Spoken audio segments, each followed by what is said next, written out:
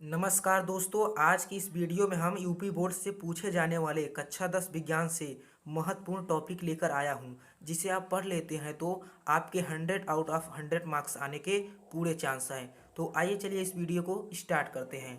पहला चैप्टर है रासायनिक अभिक्रिया एवं समीकरण, जिससे महत्वपूर्ण जो टॉपिक है वो है दहन अभिक्रिया, संक्षारण और विकृत गणिता। पहले अध्याय से ये तीनों आपको पढ़ लेना है। दूसरा चैप्टर है अम्ल, क्षारक एवं लवण, यानी एसिड, बेसेस एंड सॉल्ट्स। तो देखते हैं दूसरे चैप्टर से कौन कौन टॉपिक महत्वपूर्ण है। पहला है पीएच स्केल, पीएच मान। दोनों वही चीज़ है। यदि आपसे पूछा जाए कि पीएच स्केल की खोज किसने की थी, तो सोरेनसन नामक वैज्ञानिक ने पीएच स्केल की खोज की थी। दूसरा जो टॉपिक है दैनिक जीवन में पीएच का महत्व। आप जानते हैं जैसे दैनिक जीवन में जो पीएच का महत्व है, जैसे हमारा दंत क्षरण होने लगता है, यानी जो दांतों का इनेमल है उसका क्षरण प्रारंभ हो जाता है, तो कई सारे जो पीएच का उपयोग है हमारे दैनिक जीवन में उसको आपको पढ़ लेना है। कास्टिक सोडा, कास्टिक सोडा का सूत्र है NaOH। इसे बनाने की विधि और इसके क्या क्या उपयोग हैं इसको आपको पढ़ना है। बेकिंग सोडा मतलब सोडियम बाई कार्बोनेट, NaHCO3। इसको कैसे बनाया जाता है और इसके क्या उपयोग हैं इसे भी आपको पढ़ लेना है। धावन सोडा इसी प्रकार NaTCO3 प्लस 10H2O मतलब sodium carbonate. Bleaching powder CaOCl2, जिसे हम विरंजक चूर्ण भी कहते हैं। Plaster of Paris CaSO4 plus half H2O मतलब कैल्शियम सल्फेट हेमीहाइड्रेट। इसको कैसे बनाया जाता है और इसके क्या उपयोग हैं इसको आपको पढ़ के जाना है। दूसरे चैप्टर से ये सारे टॉपिक महत्वपूर्ण है जो हर साल यूपी बोर्ड के एग्जाम में पूछे जाते हैं। आइए तीसरे चैप्टर से देखते हैं, जिसका नाम है धातु एवं अधातु।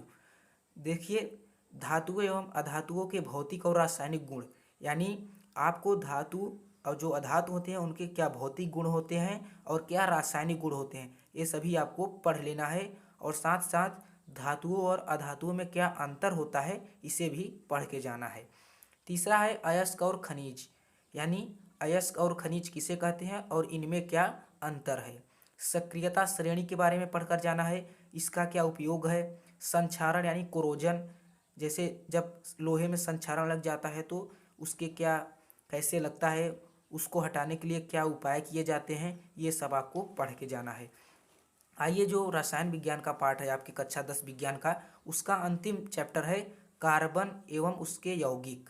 देखिए, कार्बन की चतुसंयोजकता, यानी ये जो टॉपिक है चैप्टर 4 से, इसको आपको पढ़ के जाना है। दूसरा टॉपिक है हाइड्रोकार्बन एवं उसके प्रकार। आप जानते हैं कि हाइड्रोकार्बन के दो प्रकार हैं, संतृप्त और असंतृप्त। तो आपको संतृप्त और असंतृप्त हाइड्रोकार्बन में क्या अंतर होते हैं और संतृप्त और असंतृप्त हाइड्रोकार्बन किसे कहते हैं, ये सब आपको पढ़ के जाना है। तीसरा जो टॉपिक है चैप्टर 4 से संरचनात्मक समावयता, यानी कार्बनिक यौगिकों में जो संरचनात्मक समावयता होती है उसके बारे में भी आपको पढ़ लेना है।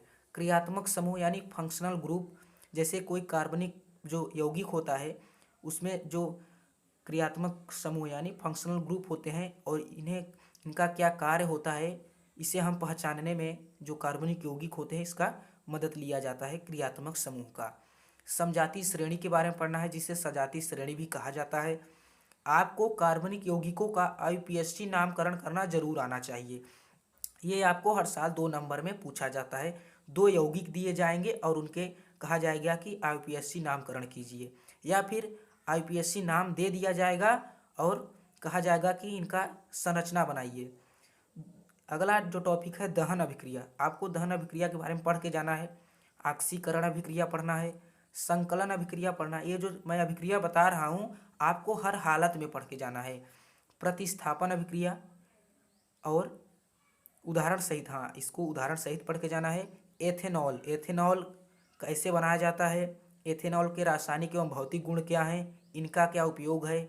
इसी प्रकार एथेनोइक अम्ल कैसे बनाया जाता है, एथेनोइक अम्ल का क्या उपयोग है, ये सब आपको पढ़ के जाना है। मिसेल और मिसेल संरचना के बारे में, और साबुन कैसे बनाया जाता है यानी साबुनीकरण अभिक्रिया, साबुन एवं अपमार्जक में अंतर। ये ऐसे महत्वपूर्ण टॉपिक हैं जो कक्षा 10 विज्ञान के केमिस्ट्री वाले पार्ट से महत्वपूर्ण हैं।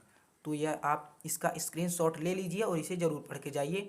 नेक्स्ट वीडियो में हम जो कक्षा 10 का बायोलॉजी वाला पार्ट है उसके महत्वपूर्ण प्रश्न लेकर आएंगे। जय हिंद दोस्तों, चैनल को ज़रूर सब्सक्राइब करिए।